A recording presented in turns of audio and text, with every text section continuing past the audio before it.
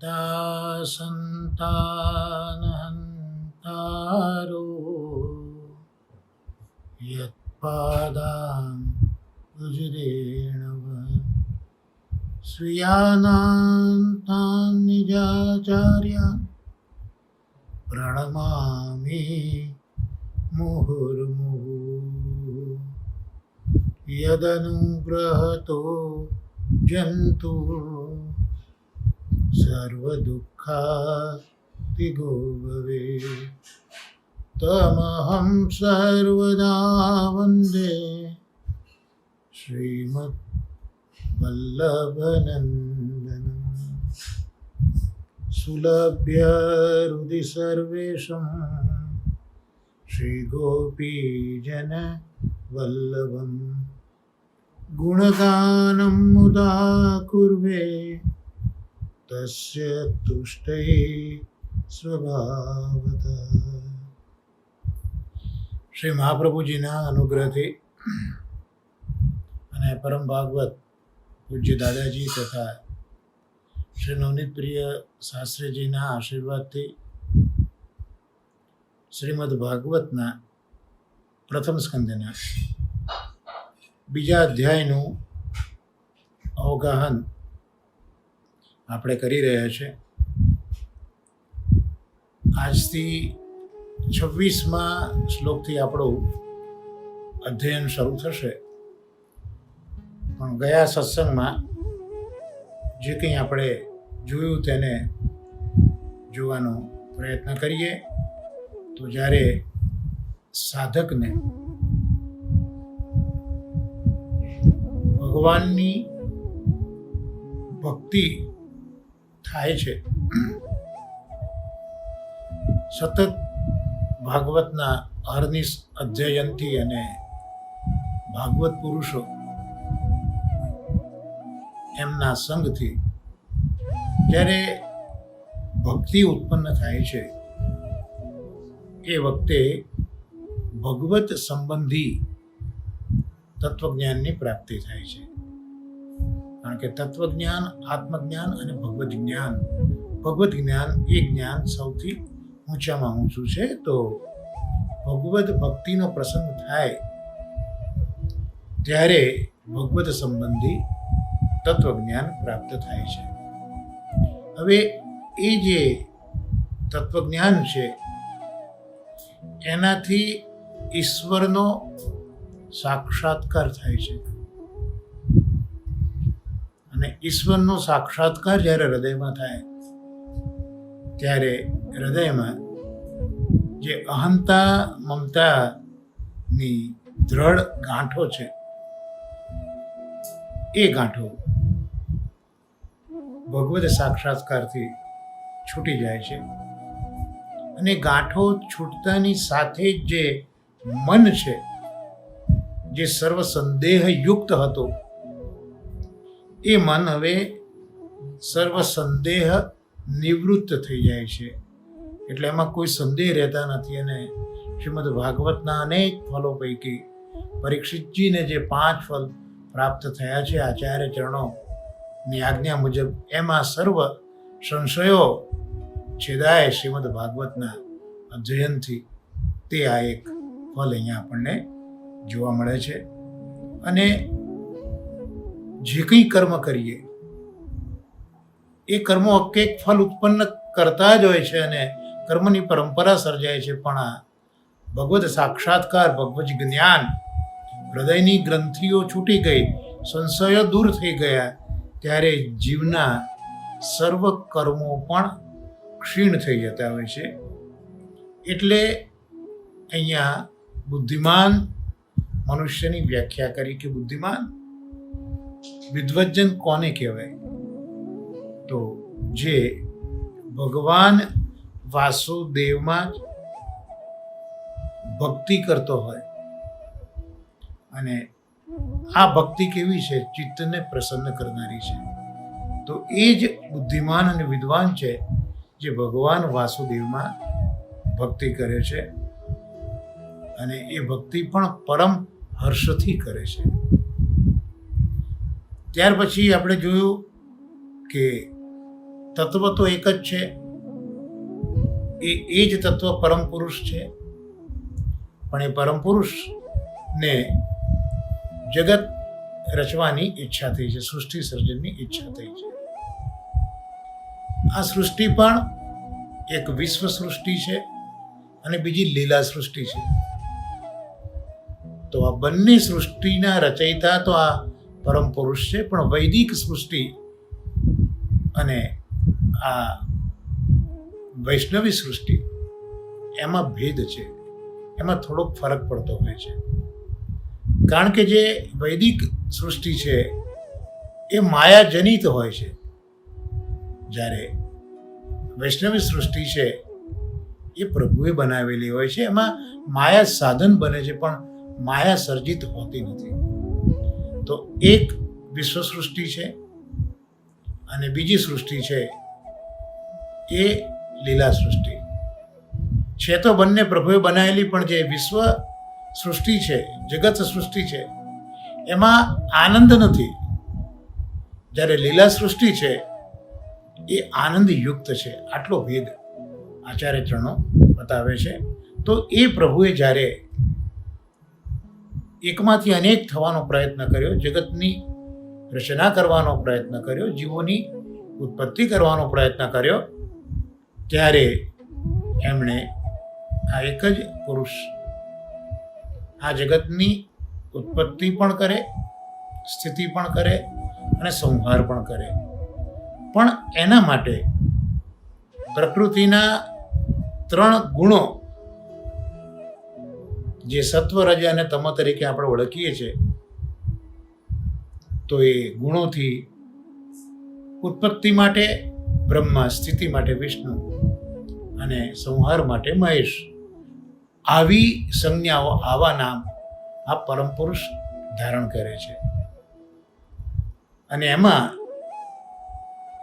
જે સત્વગુણના અધિષ્ઠાતા છે વિષ્ણુ, એ જ મનુષ્યોનું કલ્યાણ કરનારા છે. એટલે વિષ્ણુ, ભગવાન વિષ્ણુ એ સત્વગુણના અધિષ્ઠાતા છે,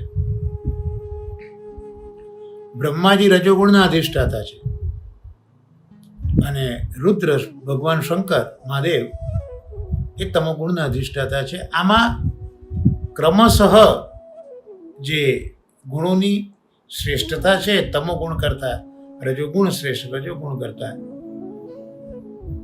સાત્વિક ગુણ શ્રેષ્ઠ, એ પણ ગયા સત્સંગમાં આપણે ઉદાહરણથી જોયું હતું. જમીન, કાષ્ઠ અને અગ્નિ.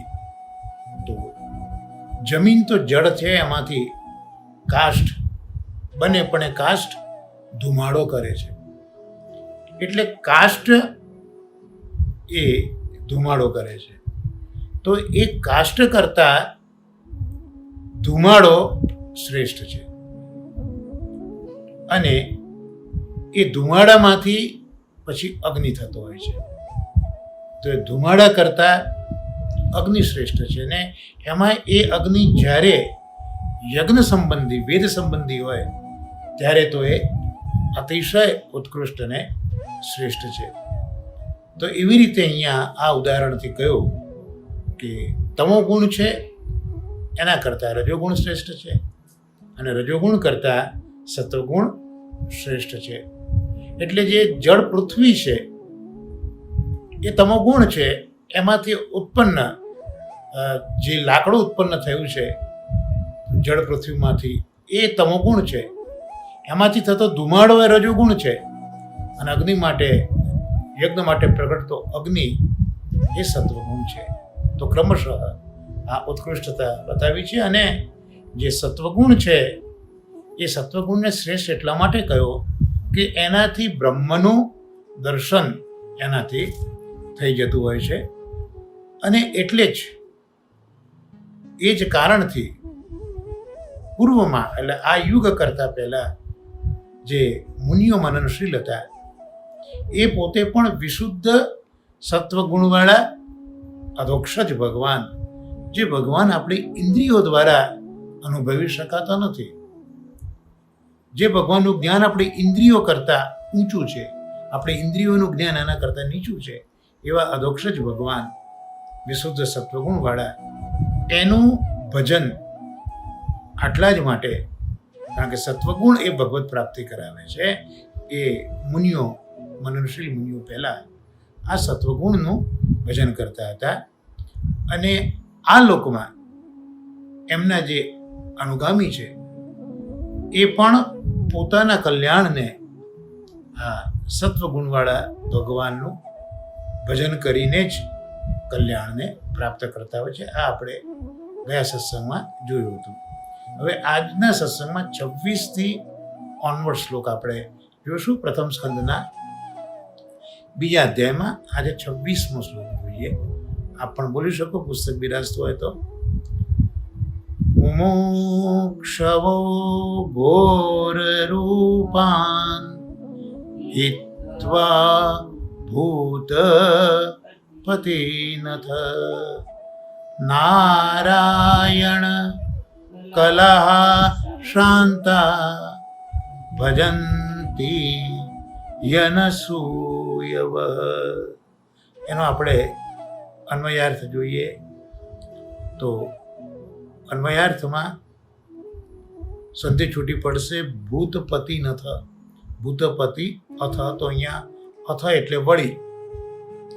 મુમુક્ષવ મોક્ષના ઈચ્છાવાળા. ઘોર રૂપાન એટલે ઘોર સ્વરૂપવાળા. ભૂત પતિન એટલે ભૂત પતિઓને. હિત્વા એટલે ત્યજીને. અનસૂયવઃ એટલે અસૂયા વિનાના ઉપાસકો. યનસૂયવઃ શબ્દની સંધિ છૂટી પડી. હિ અનસૂયવઃ, અનસૂયા અસૂયા ઈચ્છાવાળા.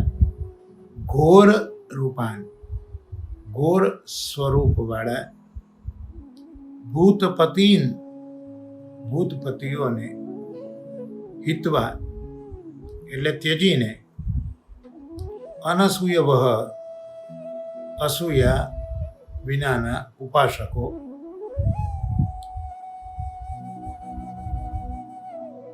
શાંત શાંત એવા. નારાયણ કલાહ નારાયણની કલાઓને. ભજંતી એટલે સેવે છે. તો આ અન્વયાર્થ આપણે કર્યો 26મા શ્લોકનો. એનો અર્થ જોઈએ કે વળી મોક્ષના અભિલાષક, જેને મોક્ષની અભિલાષા છે એવા મોક્ષાભિલાષકો ઉગ્ર સ્વરૂપવાળા ભૂતપતિઓના ભજન ત્યજી દે છે. અસૂયા વિનાના થઈને શાંત સ્વરૂપવાળા શ્રી નારાયણની કલાઓને સેવે છે. આગલા શ્લોકમાં જોયું આપણે કે જે મનનશીલ મુનિઓ છે એ બધા સત્વગુણવાળા ભગવાનનું જ ભજન કરે છે. એનું જ અનુસરણ આ યુગમાં એમના અનુગામીઓ પણ કરે છે. પણ હવે જેને મોક્ષની અભિલાષા છે, તો મોક્ષની અભિલાષાવાળા એ ભૂતપતિઓના ભજન કરતા નથી. કારણ કે આ ભૂતપતિ એ ઉગ્ર સ્વરૂપવાળા છે. જેમ આગળ પણ આપણે જોયું હતું કે વ્યાસજીએ પોતાના 4 શિષ્યોને 4 વેદો ભણાયા. એમાં સુમંતુજીને અથર્વવેદ ભણાયો. હવે અથર્વવેદમાં બહુ ઉગ્ર કર્મો બતાવેલા છે. તો એનું અધ્યયન કરતા કરતા સુમંતુજી પણ ઉગ્ર સ્વભાવવાળા દારૂણ બની ગયા. એટલે સુમંતુજીનું નામ પણ એ જ રીતે ઉગ્ર સુમંતું, દારૂણ સુમંતું એ રીતનું પડ્યું. તો જેને ખરેખર મોક્ષ જોઈએ છે એ આવા ઉગ્ર સ્વરૂપવાળા જે સ્વરૂપો છે, જેને ભૂતપતિ કહ્યા, તો એનું ભજન કરતા નથી. તો એ લોકો શું કરે છે? અસૂયા વિનાના થાય છે, એટલે એમનામાંથી ઈર્ષા જતી રહે છે. આમે શ્રીમદ ભાગવતના હિન અધિકારમાં શ્રવણ માટે અસૂયા, ઈર્ષા વગરના હોવું તે જરૂરી છે. એટલે આ મોક્ષના અભિલાષ કરનારા ઉગ્ર ભૂતપતિને તો બસતા નથી, પણ ઈર્ષા વગરના થાય છે. અને ઈર્ષા વિનાના થઈને એ લોકો નારાયણ કે નારાયણના જે અવતારો છે, નારાયણની કલાઓ, નારાયણની અવતારો છે, એને ભજે છે. કારણ કે નારાયણ એ શાંત સ્વરૂપવાળા છે. મહાદેવ એ ભૂતપતિ ઉગ્ર સ્વરૂપવાળા, જ્યારે નારાયણ એ સત્વાત્મક શાંત સ્વરૂપવાળા. તો આ મોક્ષના અભિલાષુઓ આ રીતે શાંત સ્વરૂપવાળા નારાયણની કલાઓને સેવે છે. શ્રી આચાર્ય ચરણોએ પણ આ વસ્તુ સમજાવી છે બાલબોધ ગ્રંથમાં, કે મોક્ષ અને ભોગ આ બે વસ્તુ, તો મોક્ષ કોણ આપશે અને ભોગ કોણ આપશે? જે બીજા દ્વારા મળતો મોક્ષ છે એની વાત આચાર્ય ચરણોએ સમજાવી છે. સ્વતઃ મોક્ષમાં તો સાંખ્ય અને યોગ બતાવ્યા છે, જ્યાં સાંખ્યમાં ત્યાગ છે અને યોગમાં મનથી બધું છોડવાનું છે. પણ એ સ્વતઃ છે, ત્યાં પરિશ્રમ વધારે છે, મુશ્કેલી વધારે છે. એ બધા જ જે ક્રિયાકલાપો ત્યાં છે એના સંલગ્ન, એ બધા મુશ્કેલ છે. ત્યારે પરતઃ મોક્ષ, બીજા દ્વારા પ્રાપ્ત થતો મોક્ષ, તો બીજા દ્વારા પ્રાપ્ત થતા મોક્ષમાં 3 દેવોને બતાવ્યા, બ્રહ્મા, વિષ્ણુ અને મહેશ. પણ બ્રહ્મા બ્રાહ્મણતામ યાદ સદરૂપેણ સુસેવ્યતે, એટલે જેને વેદ વગેરેનું અધ્યયન કરવું છે એના માટે બ્રહ્માજી છે. એટલે બ્રહ્માજીએ વૈખાનસ વગેરે પુસ્તકો લખ્યા છે વેદ વગેરે જાણવા, પણ એમના દ્વારા મોક્ષ મળતો નથી. કદાચ મોક્ષ કેમ મળે એ આપશ્રીએ લખેલા ગ્રંથમાંથી પ્રાપ્ત થઈ શકે, પણ એ મોક્ષ આપવાનું સામર્થ્ય બ્રહ્માજીમાં નથી. કારણ કે બ્રહ્માજીનું કાર્ય જગતની સૃષ્ટિ કરવાનું છે. હવે જો મોક્ષ આપવા લાગે તો પછી એમનું જે કાર્ય સોંપ્યું છે પરમ પુરુષે ઉત્પત્તિનું, તે કાર્ય વિરુદ્ધ થઈ જાય, ભગવદ આજ્ઞા વિરુદ્ધ થઈ જાય. એટલે બ્રહ્માજી મોક્ષ નથી આપતા. તો 2 સ્વરૂપોને મહાપ્રભુજી બતાવે છે. એક મહાદેવ અને બીજા વિષ્ણુ. પણ એમાંય જે વિષ્ણુ છે એ જ મોક્ષ આપી શકશે. મહાદેવજી એ ભોગ આપશે. આવું કેમ? એ પણ બાલબોધમાં આપશ્રી ખૂબ સુંદર સમજાયું કે સામાન્યતઃ જોઈએ છે કે સ્વામી જે ભોગ કરતો હોય, જે પદાર્થ આરોપતો હોય, તે પોતાના સેવકને નથી આપતો. આ એક પેટર્ન આપણે જોતા હોઈએ છીએ. તો અહીંયા વિષ્ણુ ભગવાન છે એ ભોગ કરનારા છે, એમને મોક્ષ સાથે સંબંધ નથી બતાવ્યો. એ ભોગ કરે છે એટલે એ વિષ્ણુ પોતે મોક્ષ છે એ પોતાના ભજનારાઓને આપે. જ્યારે મહાદેવજી છે એ પોતે તો વૈરાગી છે, વૈરાગ્યનો મોક્ષ સાથે સંબંધ છે, એટલે ભોગમાં એમને રસ નથી. એટલે તો એ આ રીતનું જુએ છે, મૃગચર્મ ઓળે છે, ભસ્મ લગાવે છે.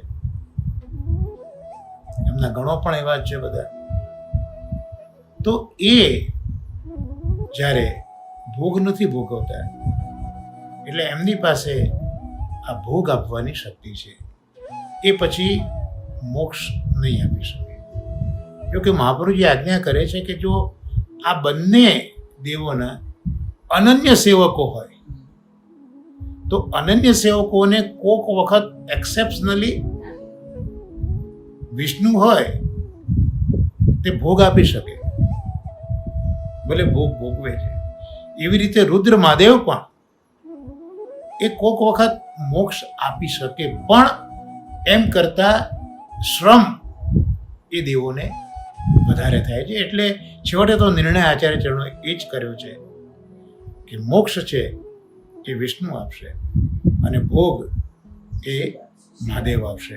એટલે એ જ વાત અહીંયા પણ આપણે જોઈ કે જે ઉગ્ર સ્વરૂપવાળા ભૂતપતિ એટલે આ મહાદેવજી, એમનું ભજન એ લોકો નથી કરતા જેમને મોક્ષ જોઈએ છે. એટલે એ લોકો તો મોક્ષ માટે જે પરતમ મોક્ષ છે, અન્ય દ્વારા મળતો મોક્ષ છે, એમાં એ લોકો તો હંમેશા શાંત સ્વરૂપવાળા નારાયણ એટલે વિષ્ણુ જે અવતાર છે એ નારાયણની કલાનો અવતાર છે, એનું જ ભજન કરે છે. એ આ 26મા શ્લોકમાં શ્રી મહાપ્રભુજી સમજાવે છે. હવે 27મો શ્લોક જોઈએ. રજસ્તમઃ પ્રકૃતયઃ સમશીલાન ભજન્તિ વૈ પિતૃભૂત પ્રજેશાદિન શ્રિયૈશ્વર્ય પ્રજેપ્સવ. એનો આપણે અન્વય જોઈએ તો રજ તમ પ્રકૃતય, તો રજોગુણ તમોગુણ સ્વભાવના પ્રકૃતિના, શ્રીયૈશ્વર્ય પ્રજેપ્સવ, સંધિ છૂટી પડશે, શ્રી ઐશ્વર્ય પ્રજા ઇપ્સવ, આ આખી સંધિ છૂટી પડી. શ્રી ઐશ્વર્ય પ્રજા અને ઇપ્સવ, એનો અર્થ થાય શ્રી એટલે લક્ષ્મી, ઐશ્વર્ય એટલે ઐશ્વર્ય, પ્રજા એટલે પ્રજા અને ઇપ્સવ એટલે ઈચ્છાવાળા. વૈ ખરેખર સમશીલાન, સમશીલાન ભજનથી સંધિ છૂટી પડી, સમશીલાન અને ભજનથી, તો સમશીલાન સમાન સ્વભાવવાળા, પિતૃ ભૂત પ્રજેશાદીન, ત્યાં સંધિ છૂટી પડશે, પિતૃ ભૂત પ્રજેશ પ્રજા ઈશાદીન, પ્રજેશાદીનમાં પ્રજા ઈશાદીન એટલે સમાન સ્વભાવવાળા પિતૃ ભૂતપતિ પ્રજાપતિ આદિને ભજનથી એટલે ભજે છે. તો એનો આપણે હવે અનુવાદ જોઈએ તો લક્ષ્મી, ઐશ્વર્ય અને પ્રજાની કામનાવાળા કેટલાક રજોગુણી તમોગુણી ઉપાસકો પોતાના જેવી જ પ્રકૃતિવાળા તે પિતૃપતિ, ભૂતપતિ, પ્રજાપતિ વગેરે ઉપાસ્ય સ્વરૂપને ભજે છે. જે બાલબોધ ગ્રંથમાં આપણે મહાપ્રભુજીએ સમજાયો તેનું જ અહીંયા કંઈક વિશેષ આપણને રૂપ જોવા મળે છે. જે આગળ જોયું કે ભોગ છે એ ભોગ વિષ્ણુ નહીં આપે, પણ ભોગ એ મહાદેવ આપશે. એટલે રજોગુણ અને તમોગુણ એના ઉપાસકોને પણ એમના જેવી પ્રકૃતિવાળા જ દેવો ગમશે. લૌકિકમાં પણ આપણે જોઈએ છે કે એક વ્યક્તિનો જેવો એપ્રોચ કે જેવો સ્વભાવ હોય એવા સ્વભાવવાળા વ્યક્તિને એ પ્રિફર કરતો હોય છે. એટલે અહીંયા જે લોકો પોતે રજોગુણી અને તમોગુણી છે ઉપાસકો, જેમ સત્વગુણી હતા, આપણે આગળ જોયું સત્વગુણ કેમ થયો એ આપણે આગળ જોયું. તો સત્વગુણી એ સત્વગુણના અધિષ્ઠાતાને ભજે છે. પણ એવા પણ જીવો છે જે રજોગુણી અને તમોગુણી છે.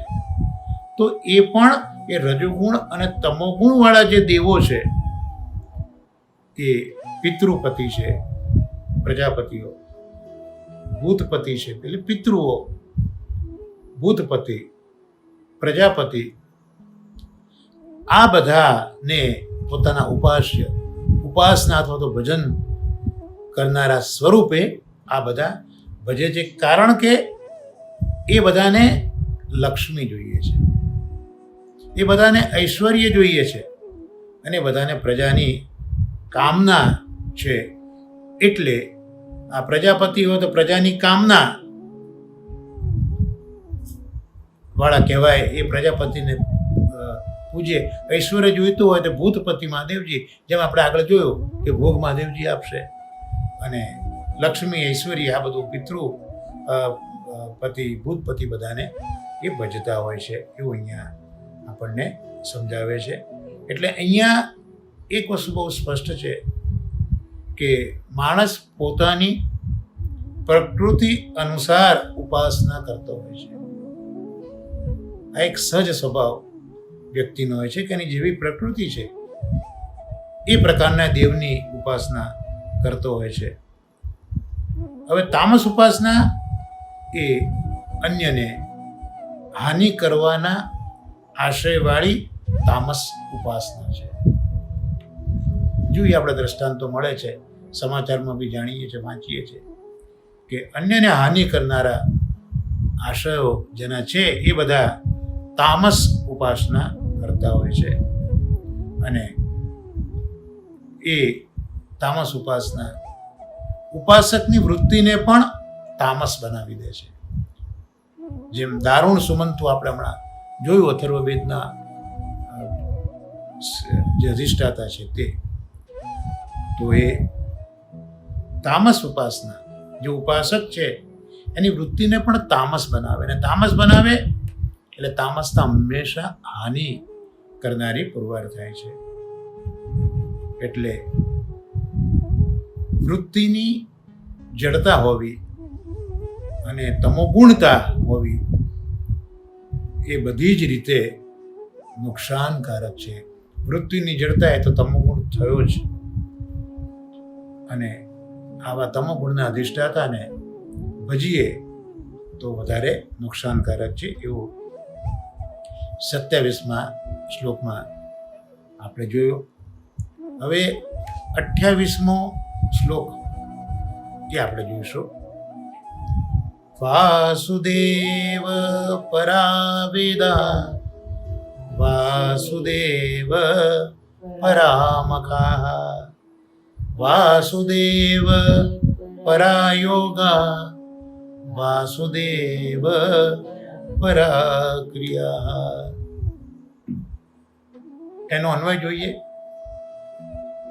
વેદાહાર વેદો, વાસુદેવ પરા, વાસુદેવ પરક છે, અર્થાત વાસુદેવ પરાયણ છે, જે વાસુદેવને જ ભજે છે, વાસુદેવ પરાયણ છે. મખ એટલે યજ્ઞ, તો મખાહા યજ્ઞો એ પણ વાસુદેવ પરાહા, એ પણ વાસુદેવ પરક છે. યોગાહા યોગો વાસુદેવ પરાહા, એ પણ વાસુદેવ પરક છે.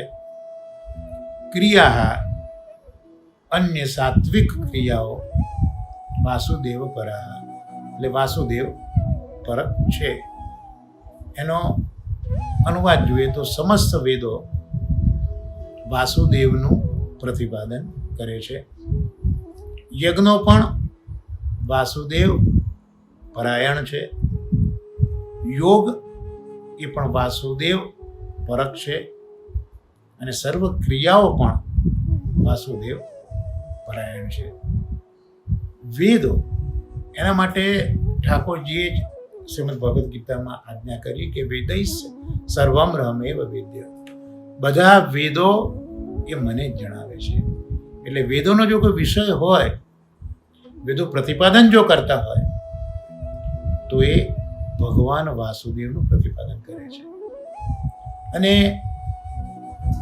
વાસુદેવ પરમ પુરુષ સચ્ચિદાનંદ.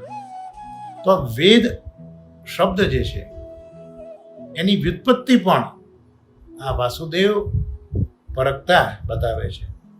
વેદ શબ્દ જે બને એ 3 ધાતુમાંથી બને. વિદ સત્તાયામ, વિદ જ્ઞાને, વિદરલુ લાભે. આ 3 ધાતુમાંથી વેદ શબ્દ બને. વિદ સત્તાયામ તો ત્યાં સદંશ બતાવ્યો. વિદરલુ વિદ જ્ઞાને તો વિદ જ્ઞાન જ્ઞાનાત્મક બતાવ્યું. જેમ આપણા ઉષાજી મહારાજ વિઠ્ઠલ છે ને, વિદ એટલે જ્ઞાન, તો વિદ જ્ઞાને. અને વિદરલુ લાભે, લાભ હોય ત્યાં આનંદ હોય. તો આ વેદ શબ્દની વ્યુત્પત્તિ પણ સત, ચિત અને આનંદની દ્યોતક છે. એટલે આ વેદો છે એ વાસુદેવ પરક છે, વાસુદેવનું પ્રતિપાદન કરે છે. યજ્ઞો પણ વાસુદેવ પરાયણ છે. તો શ્રુતિ તો કહે છે યજ્ઞ વિષ્ણુ જ યજ્ઞ સ્વરૂપ છે. યજ્ઞ વૈ વિષ્ણુ, વિષ્ણુ જ યજ્ઞ સ્વરૂપ છે. એટલે વેદનો જે પૂર્વકાંડ છે, પૂર્વ ભાગ છે, ત્યાં યજ્ઞાત્મક વિષ્ણુનું વર્ણન કરેલું છે. એટલે યજ્ઞ છે એ પણ વાસુદેવ પરાયણ છે. યોગ છે એ યોગ પણ વાસુદેવ પરક જ છે. કારણ કે જે યોગેશ્વરો છે એ યોગેશ્વરો પણ યોગ સાધીને પ્રભુ એમના હૃદયમાં પધારે એ રીતનો પ્રયત્ન કરતા હોય છે. એટલે આ યોગ એ પણ વાસુદેવ પરક છે. અને જે કંઈ ક્રિયાઓ આપણે કરીએ એ સર્વ ક્રિયાઓ પણ વાસુદેવ પરાયણ છે. એટલે જ આચાર્ય ચરણોએ પણ પુષ્ટિમાર્ગી જીવ તરીકે આપણને બતાવ્યું કે સવારથી ઉઠી અને રાતના સૂઈએ ત્યાં સુધીની સર્વ ક્રિયાઓ, એ ક્રિયાઓ પ્રભુના સુખ માટે જ હોવી જોઈએ.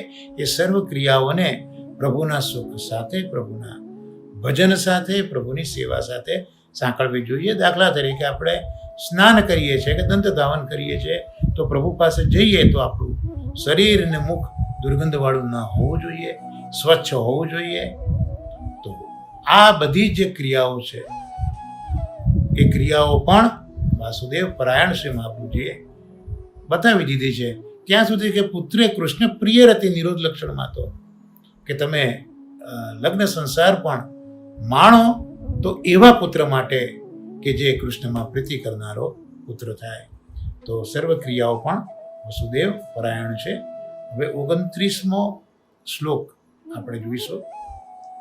વાસુદેવ પરમ જ્ઞાનમ, વાસુદેવ પરમ તપઃ, વાસુદેવ પરો ધર્મો, વાસુદેવ પરાગતિ. એનો આપણે અન્વય જોઈશું તો જ્ઞાનમ એટલે જ્ઞાન, વાસુદેવ પરમ વાસુદેવ પરક છે, તપઃ તપશ્ચરણ વાસુદેવ પરમ વાસુદેવ પરક છે, ધર્મ ધર્મ વાસુદેવ પરહ એ પણ વાસુદેવ પરક છે, ગતિ એટલે ઉર્ધ્વ ગતિ એ પણ વાસુદેવ પરા વાસુદેવ પરક છે. એનો અનુવાદ જોઈએ તો જ્ઞાન એ પણ વાસુદેવ પરક છે, તપ એ પણ વાસુદેવ પરક છે, ધર્મશાસ્ત્ર પણ વાસુદેવને ઓળખાવે છે.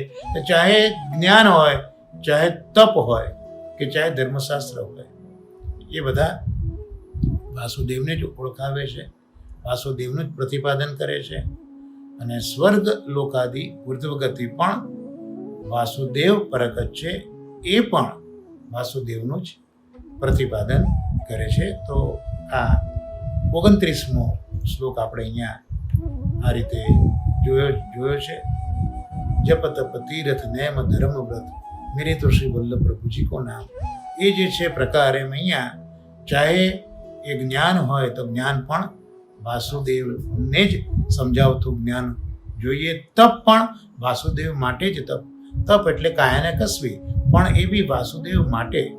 ધર્મશાસ્ત્રોથી પણ બીજું કંઈ ન શોધતા વાસુદેવને ઓળખ આપણે કરવી જોઈએ. અને જે ઉર્ધ્વ ગતિ છે એ ઉર્ધ્વ ગતિ પણ વાસુદેવ તરફ એટલે પુષ્ટિમાર્ગમાં સબ્લિમેશન છે, પૃથ્વીકરણ છે, જે કંઈ આપણે ક્રિયાઓ કરીએ છીએ એ બધી ક્રિયાઓનું પ્રેમનું, આસક્તિનું પૃથ્વીકરણ અહીંયા પ્રભુ સાથે પુષ્ટિમાર્ગમાં બતાવ્યું છે જોડવાનું. અને આજના સત્સંગના ક્રમ પ્રમાણે 30મો શ્લોક એ આપણે જોઈશું. સ એવેદં સસજ્રાગ્રે ભગવાનાત્મ માયયા સદસદ્રૂપયા ચાસૌ ગુણમય્યા ગુણો વિભુ. અન્વય જોઈએ તો ગુણ મૈયા ગુણો એટલે ત્યાં સંધિ છૂટી પડશે. ગુણમૈયા અગુણ, અગુણ એટલે નિર્ગુણ, વિભુ એટલે સમર્થ. સહ એવ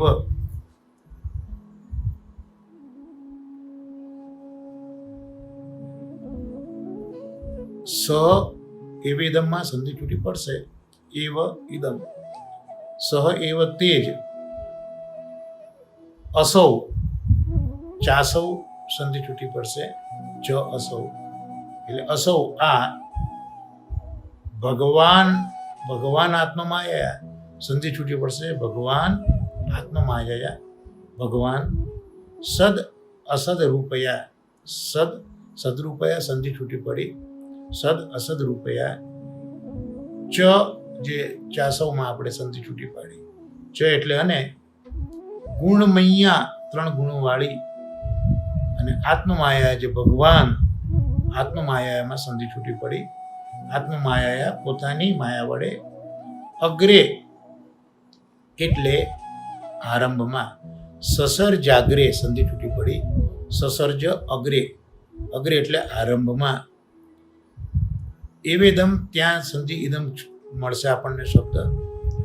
આ વિશ્વનું સસર્જ સર્જન કરતા હતા. તો હવે એનો અનુવાદ થશે નિર્ગુણ અને સમર્થ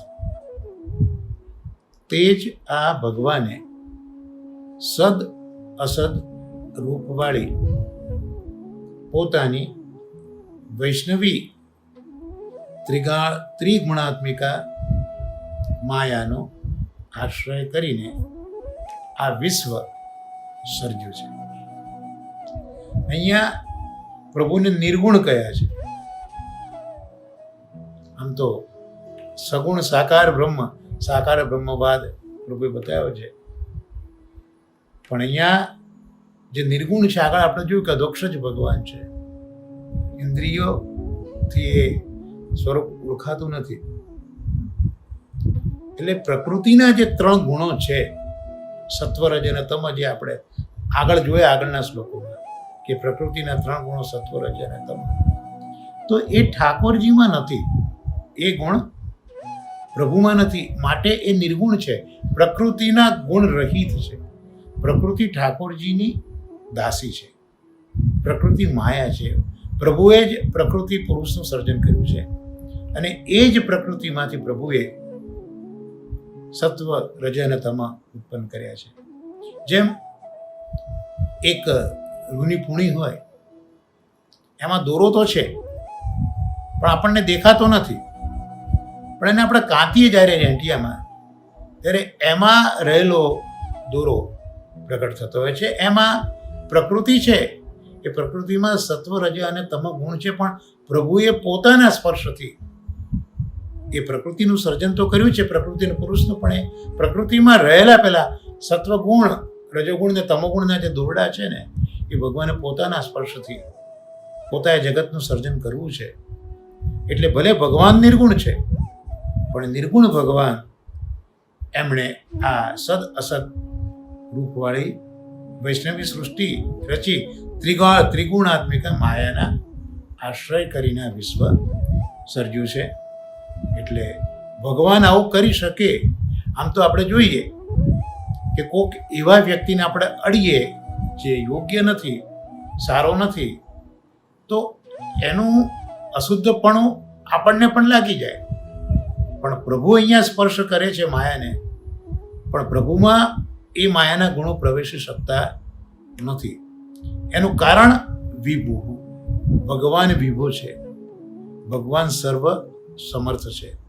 એ જ વાત અહીંયા આચાર્ય ચરણોએ ખૂબ સુંદર રીતે સમજાવી છે કે સૂતજી અહીંયા કહી રહ્યા છે, ભગવાનને બતાવી રહ્યા છે,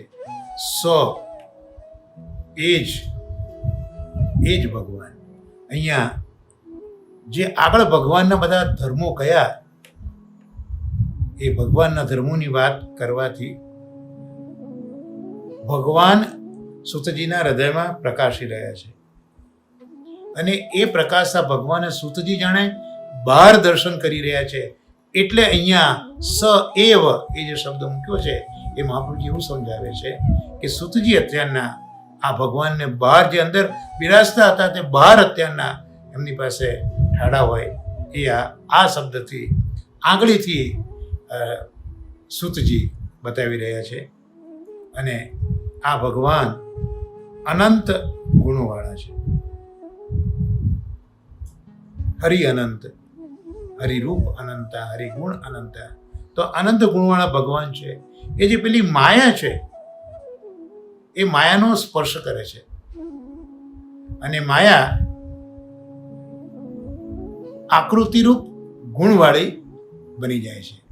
સ્પર્શ માત્રથી ભગવાન એ જે માયા છે એ માયાને ગુણવાળી બનાવે છે. એટલે ભગવાન વિભુ છે, સામર્થ્ય છે, માટે આવું કરી શકે છે એવું અહીંયા કહેવા માગે છે. અને એમાં જે સત્વ, રજ અને તમ જે 3 ગુણો પ્રગટ થયા એટલે ઉત્તમ, મધ્યમ અને હલકાના ભેદથી 3 સમૂહવાળા સત્વ, રજસ અને તમ આ ગુણો ઓળખાય. જે આગલા શ્લોકમાં આપણે જોયું કે કાષ્ઠ છે જળ પૃથ્વીમાંથી થતો એ તમો ગુણ છે, એમાંથી થતો ધુમાડો રજોગુણ છે, અને થતો અગ્નિ એ સત્વગુણ છે. તો ભગવાને માયાને પોતાના સ્પર્શથી આ 3 ગુણો આપ્યા. તો એ જે 3 ગુણો છે એ 3 ગુણોમાં ભેદ છે, ઉત્તમ, મધ્ય અને હલકા. આ 3 ભેદ, આ 3 સમૂહ સત્વ, રજ અને તમ એ આ ઓળખાય છે. એટલે જે હલકું છે તે તમ છે, મધ્યમ છે રજ છે, અને ઉત્તમ છે તે સત્વ છે. આ રીતે ઓળખાય છે. હવે માયાને સ્પર્શ તો કર્યો, આપણે પણ જોઈએ છે કે સૂતક વગેરે એમાં કોઈ અડાય નહીં, તો આપણને એ સ્પર્શ બાધક બને. તો ભગવાન અહીંયા માયાનો સ્પર્શ તો કરે છે, પણ ભગવાનમાં એ ગુણો પ્રવેશ કરતા નથી એમ અહીંયા કહેવા માગે છે. કારણ કે ભગવાન તો અગુણ છે અને પ્રાકૃત ગુણો, અગુણ એટલે પ્રાકૃત ગુણ રહિત આ ભગવાન છે. તો આ રીતે ભગવાન પોતાના સંબંધથી જ માયાને ગુણવાળી કરે છે, પણ માયાનો ભગવાનમાં પ્રવેશ થતો નથી. પ્રભુ તો જગત રૂપે રહે છે, પ્રભુ જ જગત રૂપે બન્યા, સત્વરજ તમ દ્વારા ઊંચા નીચા બધા જીવો બનાવ્યા, પણ પ્રભુમાં માયા પ્રવેશતી નથી. તો ભગવાન તો ગુણ રહિત જ રહે છે. માયાના સ્પર્શથી 3 ગુણો બનાવીને ઊંચા નીચા ભેદવાળી આ સૃષ્ટિનું સર્જન પ્રભુએ કર્યું, પણ પ્રભુમાં એ ગુણો પ્રવેશતા નથી. કારણ કે પ્રભુ વિભુ સર્વશક્તિમાન છે.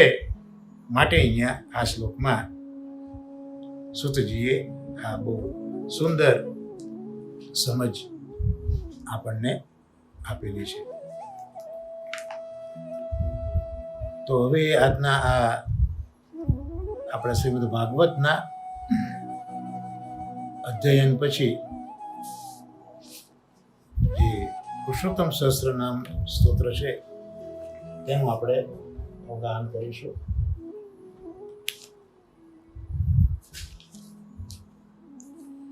આજે શ્લોક નંબર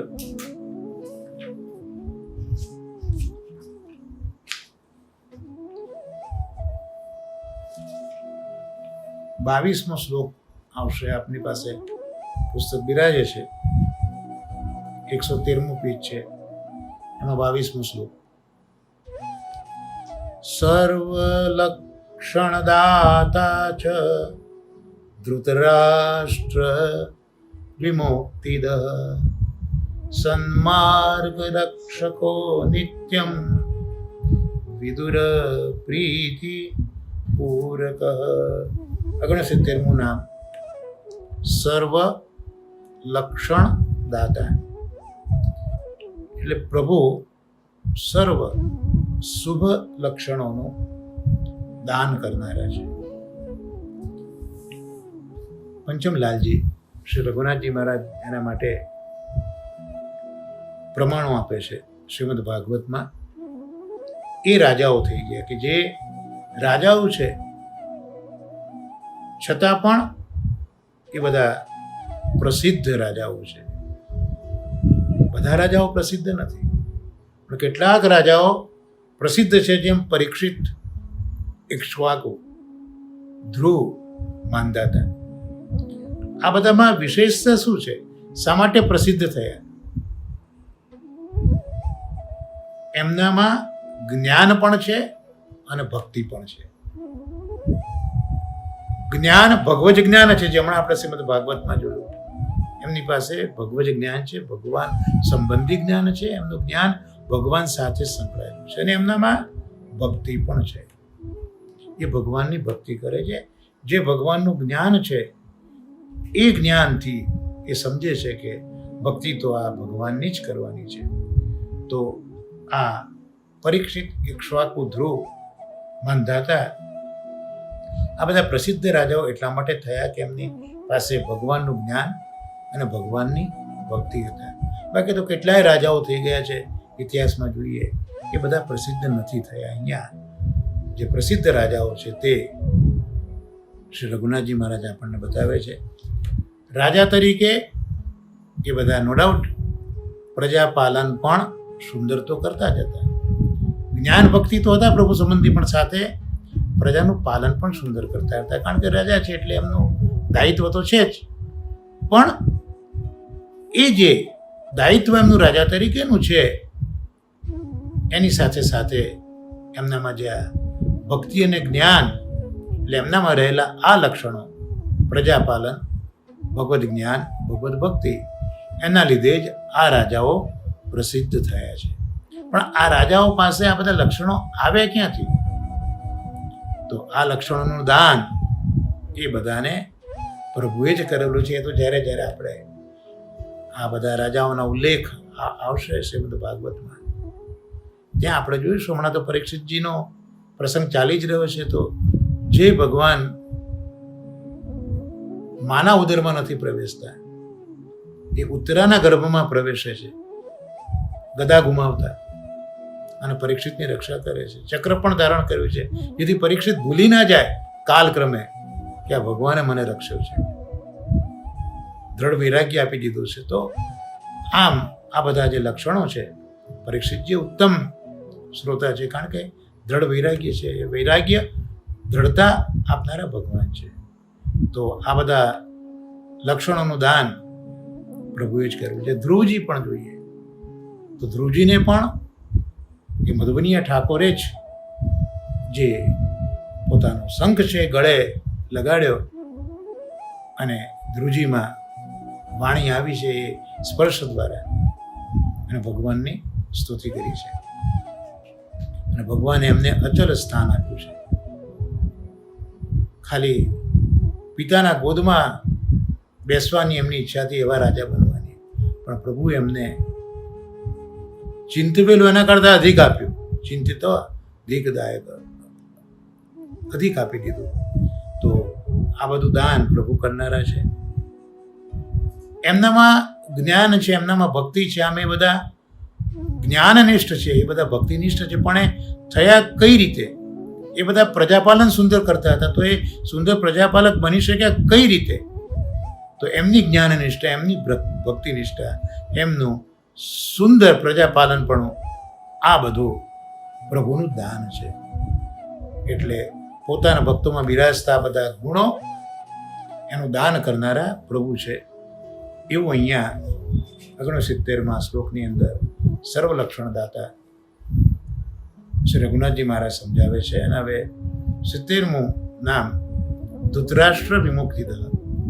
તો ધૃતરાષ્ટ્રને મુક્તિ આપનારા. હવે એ ધૃતરાષ્ટ્રને જે મુક્તિ મળી એનો આખો પ્રસંગ શ્રીમદ ભાગવતના પ્રથમ સ્કંદમાં આપણે જોઈએ તો મળે. પણ ભગવદ ઈચ્છા એવી થઈ ધૃતરાષ્ટ્રને મુક્ત કરવાની. કારણ કે ધૃતરાષ્ટ્ર મુક્ત થાય તો જ પરીક્ષિત મુક્ત થાય. પૂર્વજો પણ મુક્ત થયેલા હોવા જોઈએ તો જ પરીક્ષિતની મુક્તિ થાય, નહીં તો ન થાય. એટલે આવો અધમ ધૃતરાષ્ટ્ર એ પોતાના ભક્ત પરીક્ષિત ખાતર, પરીક્ષિતની મુક્તિ ખાતર ભગવાન આ ધૃતરાષ્ટ્ર છે એને પણ મુક્તિ આપવા માટે લીલા કરી રહ્યા છે, મુક્તિ આપવા માટે પ્રયત્ન કરી રહ્યા છે.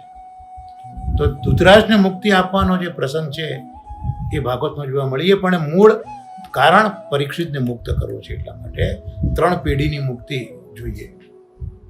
એટલે ભગવદ ઈચ્છાને બસ થઈને વિદુરજી ધૃતરાષ્ટ્ર પાસે આવે છે અને સમજાવે છે. અને આટલો બધો સમય ગયો, ધૃતરાષ્ટ્રમાં કોઈ પરિવર્તન નથી આવ્યું. પણ વિદુરજી આવીને જ્યારે કહ્યું, બાકી વિદુરજીએ તો પહેલાં પણ ધૃતરાષ્ટ્રને ઘણી સમજ આપી હતી. જ્યારે કૃષ્ણ સંધિ કરવા આવ્યા ત્યારે એ વખતે દુર્યોધન પણ બેફામ બોલ્યો છે કાકાને, છતાંય રોક્યો નથી. તો વિદુરજીની જે કંઈ વાતો વિદુરજીએ કરી છે એની અસર પહેલાં ધૃતરાષ્ટ્ર ઉપર નથી થઈ. પણ હવે જ્યારે એ ધૃતરાષ્ટ્રને ઉપદેશ આપે છે ત્યારે ઈચ્છાથી, કારણ કે ભગવદ ઈચ્છા છે, એટલે ભગવદ ઈચ્છાથી આ વિદુરજીના ઉપદેશની ધૃતરાષ્ટ્ર ઉપર અસર થઈ. વિદુરજી કહે છે કે ધૃતરાષ્ટ્રને કે ભાઈ આયેલા ભાઈને જુઓ, આ કાલ બધાનો નાશ કરનારો છે. અને એ કાલ કોણ છે? કૃષ્ણ રૂપે જે કાલ તમારી પાસે આવ્યો છે. એણે જ તમારા પુત્રોનો સંહાર કર્યો અને હવે તમને મારશે. પાંડવો બચી ગયા કેમ? કારણ કે શરણાગત છે એટલે બચી ગયા છે. અને તમારો તો દેહ આમે હવે કંઈ કરી શકતો નથી. પેલો ભીમ આવે છે જ્યારે પિંડ નાખતો હોય એમ તમને ખાવાનું આપી જાય છે. તો હવે તમે સગળા બંધનમાંથી મુક્ત થાઓ, વિરક્ત થઈ જાઓ. અહીંયા વિમુક્તિ દ જે છે ને, વિરક્ત થઈ જાઓ અને વિરક્ત થઈને પ્રભુને હૃદયમાં પધરાવો. વૈરાગ્યથી ઘર છોડી દો, ઉત્તર દિશામાં જાઓ. કારણ કે ઉત્તર દિશા હંમેશા સુકન કરનારી છે, સદફળ આપનારી છે. ઉત્તર દિશામાં ચાલ્યા જાઓ, કોઈ ન જાણે એમ તમે જો. આમ વિદુરે ઉપદેશ કર્યો પ્રભુ પ્રેરણાથી જ આવેલા, અને ઉપદેશની ઈચ્છા પણ પ્રભુ પ્રેરણાથી ધૃતરાષ્ટ્ર ઉપર થઈ. એટલે હવે વિદુરજીના ઉપદેશથી ધૃતરાષ્ટ્ર અને ગાંધારી એ ઘર છોડે છે, હિમાલયમાં આવે છે. હમણાં જ આપણે 3 ગુણોની વાત કરી. 3 ગુણો દરેક વ્યક્તિમાં હોય છે. તો રજોગુણ, તમોગુણ અને સત્વગુણ. એ સત્વગુણથી થતા જે રાગાદી છે, જેને આપણે અભદ્રો ગણ્યા હતા આપણા સત્સંગમાં, કામ, ક્રોધ, લોભ, મોહ, મદ, મત્સર, તો આ બધા જે રાગાદી મળ છે એની પછી ભગવદ ભાવના કરતાં કરતાં દૂર કરે છે. જેમ આપણે જોયું કે કથા જ ભગવદ સ્વરૂપા છે અને કૃષ્ણ કથા દ્વારા હૃદયમાં પ્રવેશીને આપણા જે અભદ્રો છે, સત્વરજ, જે રજોગુણ ને તમોગુણથી ઉત્પન્ન થતા અભદ્રો છે એને દૂર કરે છે. એમણે પણ આ ભગવદ ભાવના કરીને એમના જે રાગાદી મળ હતા એને દૂર કર્યા. અને જે પોતાનો આત્મા છે એ મૂળ તો પરમાત્માથી છૂટો પડ્યો. એટલે વિજ્ઞાનમય આત્મા જે છે એ વિજ્ઞાનમય આત્મામાં જીવાત્માને પોતે ભેળવ્યો. એટલે પોતાના આત્માને પરમાત્મામાં એમને ભળવી લીધો. અને આવી રીતે એ બંનેનો ક્ષેત્રજ્ઞ આજ્ઞામાં, એટલે જે અક્ષર બ્રહ્મરૂપી આત્મા છે એમાં એમનો લય થયો. આમ પ્રભુ કૃપાના બળથી ધૃતરાષ્ટ્રની મુક્તિ થઈ છે. એટલે ધૃતરાષ્ટ્ર વિમુક્તિ દ. હવે 71મું નામ સન્માર્ગ રક્ષકો નિત્યમ. એટલે નિરંતર સન્માર્ગનું રક્ષણ કરનારા છે. ભગવાન રક્ષક છે, પણ નિત્ય રક્ષક કોના છે? તો સદ્ધર્મ જે કરે છે એ સદ્ધર્મ કરનારના તો ભગવાન નિત્ય રક્ષક છે. પણ જે નિત્ય સદ્ધર્મ કરે છે એ નિત્ય સદ્ધર્મ કરનારના ભગવાન નિત્ય રક્ષક બને છે. અને ભગવાનનો તો અવતાર જ આ ધર્મના સંસ્થાપન માટે છે. જે આજ્ઞા શ્રીમદ ભગવદ્ ગીતામાં છે જ કે ધર્મ સંસ્થાપનાર્થાય સંભવામી યુગે યુગે. એટલે સત્પુરુષોના માર્ગનું હંમેશા ભગવાન રક્ષણ કરે છે. કારણ કે સત્પુરુષોનો નિયમ છે કે ગૃહસ્થાશ્રમની વૃત્તિનો ત્યાગ કરી અને ભગવાનની પ્રાપ્તિ થાય એવા સાધનો કરવા. આચાર્ય ચરણોએ પણ ભક્તિ વર્ધિની ગ્રંથમાં અવ્યાવૃત્તો ભજત કૃષ્ણ વ્યાવૃત્તોપી હરો ચિત્તમ. ત્યાં વ્યાવૃત્તિ એટલે જે ગૃહસ્થાશ્રમની વૃત્તિ છે એનો ત્યાગ કરવાનો છે. એના માટે કે એવા સાધનો પછી કરવા છે કે જેથી ભગવાનની પ્રાપ્તિ થાય. આમ સત્પુરુષોમાં વૈરાગ્યપૂર્વકનો ભક્તિભાવ છે. ભક્તિવર્ધિની ગ્રંથમાં મહાપ્રભુજીએ આ સમજાવ્યું છે. આથી જ કૃષ્ણ જે સજ્જનો છે એ સજ્જનોના ભક્તિ માર્ગનું રક્ષણ કરે છે. એટલે જે ભગવાનને ભજે છે એનું રક્ષણ ભગવાન કરે જ છે. ભલે એ લોકોએ વ્યાવૃત્તિ છોડી દીધી હોય પણ છતાંય ભગવાન એમનું ભરણ પોષણ તો કરે છે. જેમ આપણા 8452 વૈષ્ણવમાં પણ આપણે જોઈએ છીએ કે અવ્યાવૃત થયેલા ભક્તોને પણ પ્રભુએ કંઈક ને કંઈક મદદ તો મેળવી આપી છે. ભગવદીઓનું મન પણ સંસારમાં જો આસક્ત થયું તો ભગવાન મોહ દૂર કરીને જ્ઞાન આપે છે. આ ભગવાન કઈ રીતે રક્ષણ કરે છે? તો ઘણી વખત ભગવદીઓ પણ સંસારમાં આસક્ત થઈ જાય તો ભગવાન એવા આસક્ત થયેલા પોતાના જનોનો મોહ પણ દૂર કરીને રક્ષણ આપે છે. આસક્તો ભગવાન એવ શાપમ દાપૈતિક ક્વચિત. એટલે ભગવાન પોતાના જનોને પણ કોઈક વખત આવી રીતનો શ્રાપ આપે છે. તો એ તન્માર્ગ સ્થાપના ભગવાન કેમ આવું કરે છે? તો એ ભગવાન એમને પુનઃ પાછા માર્ગમાં લાવવા માટે આ પ્રયત્ન કરતા હોય છે. અને નતે પાષંડતામ યાંતિ. અને આવા જીવો પાખંડી નહીં બને, પ્રભુ પાસે જ પુનઃ જશે, એમને માર્ગમાં સ્થાપન કરશે. રોગ વગેરે પણ એમને હેરાન નહીં કરે.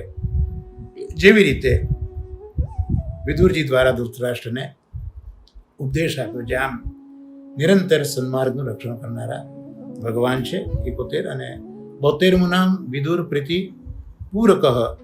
એટલે વિદુરજીની પ્રીતિ ભક્તિને પૂર્ણ કરનારા એક અર્થે રઘુનાથજીએ આ આપ્યો કે વિદુરજીમાં જે પ્રીતિ છે, ભક્તિ છે, એને ભગવાને પૂર્ણ કરી છે. અને બીજું વિદુરની પ્રીતિને એટલે કે ભાવને પૂર્ણ કરવાથી જ જેમને એટલે સુખ છે એવા ભગવાન. બહુ સુંદર અર્થ શ્રી રઘુનાથજી મહારાજે બીજો કર્યો છે કે વિદુરની જે પ્રીતિ છે એને પહેલાં તો કહ્યું કે પ્રીતિ ભક્તિને પૂર્ણ કરનારા છે, પણ એનાથી ન અટક્યા. આગળ કીધું શ્રી રઘુનાથજી મહારાજે કે વિદુરની પ્રીતિ ભાવને પૂર્ણ કરવાથી જેને સુખ મળે છે એવા પુરુષોત્તમ એટલે પુરુષોત્તમ પોતાના ભક્તોને કેટલા વશ છે કે ભગવાનનું સુખ શેમાં છે? પોતાના ભક્તોના ભાવની પૂર્તતા કરવામાં જ ભગવાનનું સુખ સમાયેલું છે. જેમ એક સાચો ભક્ત હોય એ પોતાના પ્રભુના સુખ માટે પ્રયત્ન કરે છે, એમ પ્રભુ પણ પોતાના સાચા ભક્તના સુખ માટે જ પ્રયત્ન કરતા હોય છે ને એમાં જ એમનું સુખ સમાહિત થયેલું હોય છે. કારણ કે સબસે ઊંચી પ્રેમ સગાઈ વિદુરજી કૃષ્ણના પરમ ભક્ત છે. વિદુરને ભગવાનમાં સ્થિર પ્રીતિ છે, દ્રઢ ભક્તિ છે. આવી પ્રીતિ અને ભક્તિને પ્રભુ વધારે છે, પૂર્ણ કરે છે. એટલે તો આપણે જોયું કે જ્યારે સંધિ માટે કૃષ્ણ આવ્યા છે ત્યારે દુર્યોધને એમના માટે મહેલ સિદ્ધ કરાયો છે, આવાસ સિદ્ધ કરાયો છે, પણ ત્યાં કૃષ્ણ જતા નથી, પણ વિદુરના ઘરે જાય છે. અને વિદુરને જે સુખ આપ્યું છે પ્રભુએ પોતાના મસ્તકને એના પર્યંકમાં પધરાવીને જે શિક્ષાઓ બધી આપી છે વિદુરને, એ આ રીતે પ્રીતિ વધારી છે. તો પૂર્ણતાનું સંપાદન ભક્તને કરાવે એને જ ભગવાન પોતાનું મુખ્ય કર્તવ્ય ગણે છે. એટલે ભક્તોના ભાવને પૂર્ણ કરવામાં પ્રભુ આનંદ માને છે. અને એથી દુર્યોધનના મેવા ત્યાગી વિદુરજીની ભાજી આરોગી સબસે ઊંચી પ્રેમ સગાઈ દુર્યોધન કો મેવા ત્યાગી વિદુર ભાજી ખાઈ સબસે ઊંચી પ્રેમ સગાઈ. એટલે કેવળ સાધન ભક્તિથી અનન્ય ભક્તિ થતી નથી. અનન્ય ભક્તિ જરૂરી છે, પણ એ માત્ર સાધનથી નથી થતી. એમાં જરૂર છે પ્રભુ કૃપા. પ્રભુ કૃપા હોય તો જ આપણા અનન્ય ભક્તિના સાધનો સિદ્ધ થતા હોય છે, જે અહીંયા વિદુર ઉપર પ્રભુએ આવી કૃપા કરીને બતાવ્યું છે. આમ વિદુર પ્રીતિપૂર્વક આ નામ સાથે આજના સત્સંગને આપણે વિરામ આપીશું અને આજનો આ સત્સંગ અધોક્ષજ ભગવાનના ચરણ કમલમાં નિવેદિત કરી આશ્રયના પદગાન સાથે આપણે સત્સંગને વિરામ આપીશું. સાથે બોલીએ, દ્રઢઈન ચરણન કેરો ભરોસો, દ્રઢઈન ચરણન કેરો, શ્રી વલ્લભ નખ ચંદ્ર છટા બિન સબ જુગ માજ, અંધેરો ભરોસો દ્રઢઈન ચરણન કેરો, साधन और नहीं आकल में जासू होत निवेरो, सूर कहा कहे दुविधवा धरो, बिना मोल को चेरो भरोसो, दृढ़ चरण केरो.